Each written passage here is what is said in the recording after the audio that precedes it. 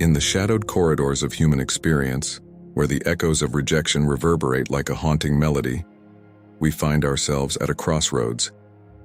It is here, in the face of dismissal, that our true character is revealed.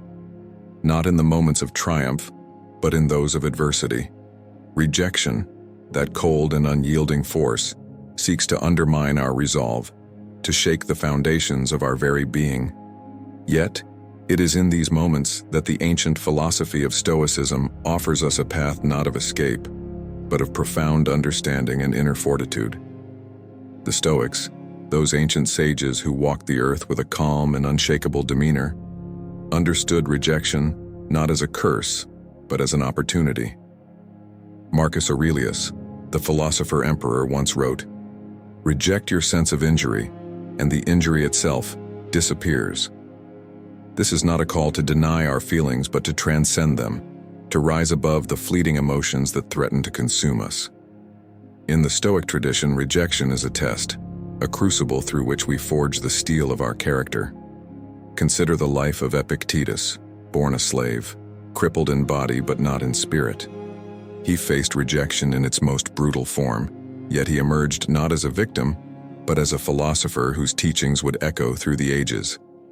Epictetus taught us that it's not what happens to you, but how you react to it that matters. Rejection, in his view, is an external event, beyond our control. What lies within our grasp is our response, our ability to maintain our inner peace, to remain steadfast in the face of life's adversities. Seneca, another towering figure of Stoicism, reminds us that it is not the man who has too little, but the man who craves more, that is poor. Rejection, then, is a mirror held up to our desires, a reflection of what we seek from the world, and more importantly, what we believe we lack within ourselves. The Stoic approach urges us to turn inward, to cultivate a sense of self-sufficiency, to find contentment not in the approval of others, but in the strength of our own character. We are not alone in our struggles, for the Stoics have walked this path before us. They faced rejection from society, from loved ones, from the very world they sought to understand. Yet, they did not falter. They embraced rejection as a necessary part of life's journey, as a teacher rather than an enemy. It is through rejection that we learn resilience, that we develop the fortitude to withstand life's many storms. The Stoic approach to rejection is not one of denial, nor is it one of despair. It is a call to action, a challenge to rise above the petty concerns of the ego, to see rejection not as a reflection of our worth, but as a momentary setback in the greater journey of life. We must remember that rejection is transient, a fleeting shadow that passes over our path. What remains is the core of who we are, the virtues we cultivate, the strength we build, the peace we find within. In this shared human experience, let us draw upon the wisdom of the Stoics.